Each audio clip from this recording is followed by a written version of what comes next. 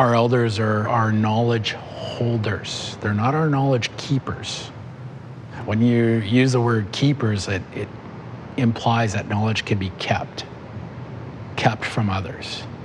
I believe in knowledge holders because knowledge is held in trust. Elders are respected individuals who play key roles in Indigenous communities.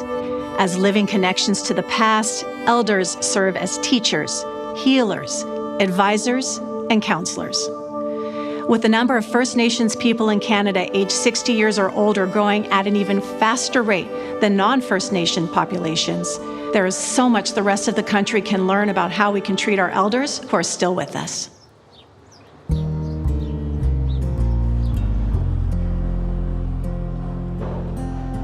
I'm Donna Loretta Louie.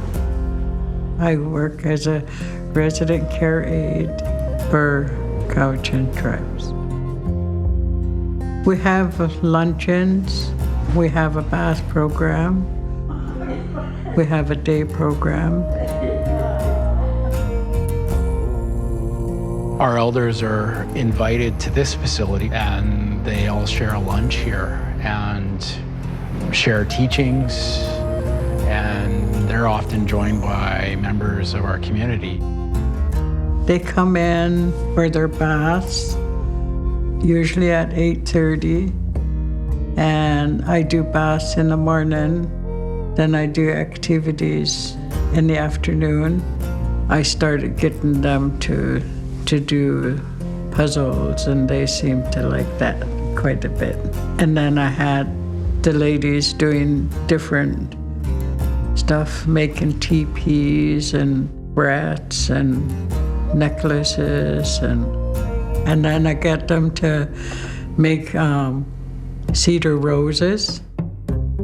Historically, our smichla, you see how large our longhouses are. We used to have lots of them that dotted the shorelines of our rivers and our lakes.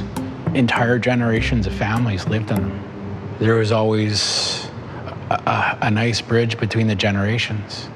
The natives, they hang on to their loved ones at home.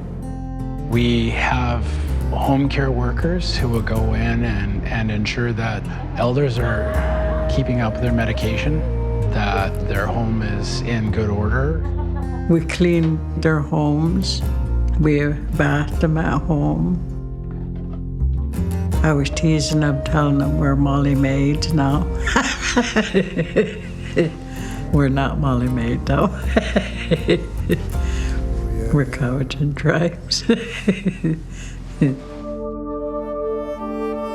It's one of those vital things we do in ensuring that our elders are provided a holistic care versus just, okay, how's your health? There's a check-in, and you're helping them with their homes. That's one difference between our elderly and our neighbors' elders too, is we're not sending them into homes.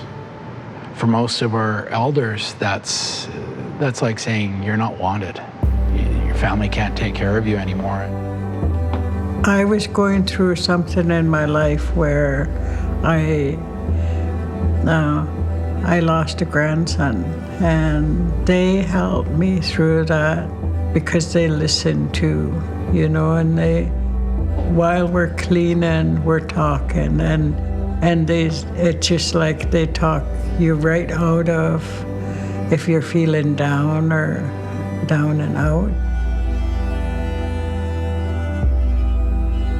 A lot of them are starting to want to die at home and not in a hospital. I have a lot of memories of the ones that have passed. There are some ladies in particular who we always identify to take care of the ones who passed. So there are a number of things that have to take place. Clothing has to be gathered.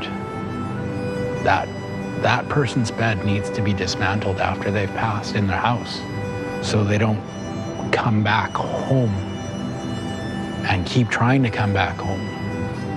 They're supposed to transition and make the journey to be in their new home on the other side.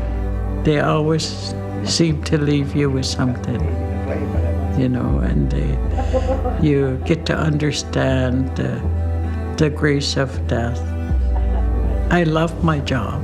I do everything, so everything I do, I love doing.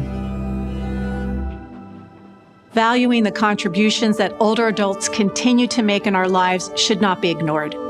Despite age, illness, or whatever challenges one may have getting older, we must cherish our elders and support them in any way we can.